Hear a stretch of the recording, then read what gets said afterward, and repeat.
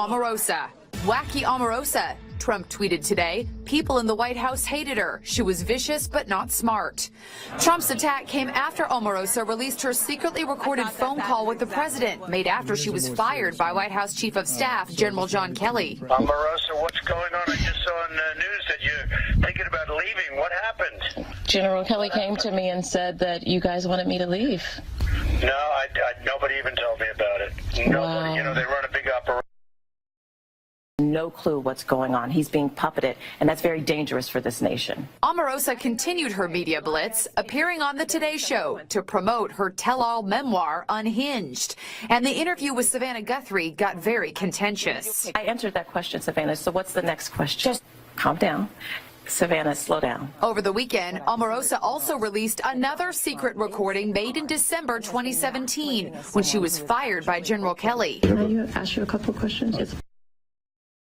Statement to her husband. Yes, including that jacket that caused such a stir. Omarosa claims the First Lady was trying to punish the president when she wore her "I really don't care, do you" jacket. I believe Melania uses style to punish her husband, Omarosa writes in her blockbuster book, Unhinged. The messages behind her style choices aren't always clear, but they are never accidental. Omarosa says she believes the "I really don't care" jacket worn by Melania when she set off to visit immigrant children on the border was payback because the First Lady was being forced to mop up her husband's mess. She wore that jacket to hurt Trump, Omarosa writes. She gladly, spitefully wrecked her husband's directives to make him look foolish. Omarosa also claims there may have been a hidden symbolism to the white Christian Dior pantsuit that Melania wore to her husband's State of the Union address in January, writing, "Did she purposefully wear a Hillary Clinton-esque white pantsuit to Trump's first State of the Union address?" Omarosa also wonders about the pussy bow blouse Melania wore at one of the presidential debates in 2016, which took place right after the leak of the notorious Access Hollywood tape. How are you? Hi. Why did she wear a Gucci pussy bow pink blouse to the presidential debate immediately after the Access Hollywood bombshell? The White House says Omarosa's book is riddled with lies and false accusations.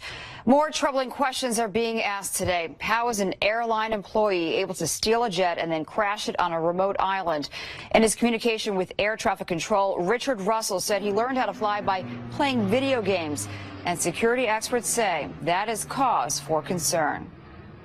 How could a baggage handler with zero flying experience steal a passenger plane from one of America's busiest airports and do eye-popping aerobatics? I played video games before, so I know what I'm doing a little bit. We found videos on YouTube showing pilots at the controls of the same plane and even tutorials showing how to take off.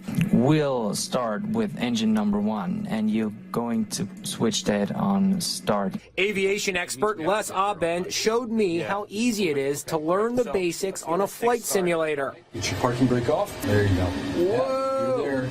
Just did a barrel roll and a backflip. And you had minimal instruction from me. So this is what Richard Russell would have seen out of the airplane when he took off from SeaTac Airport over Seattle. That's exactly where we are right now. And the controls of the plane he was using, very similar to the controls I'm using now. But landing, well, I discovered that's not so easy. Get that nose up a little bit or you're bounced. We're also learning more about Richard Russell and what drove him to pull off this suicidal stunt.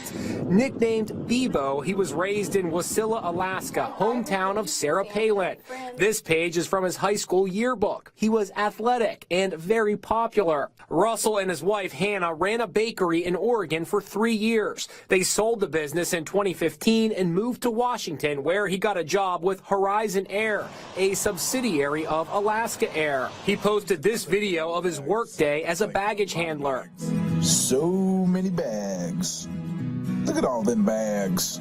Ooh, a purple one. Russell was fascinated by flying and posted this video of a flight in a private plane over Alaska.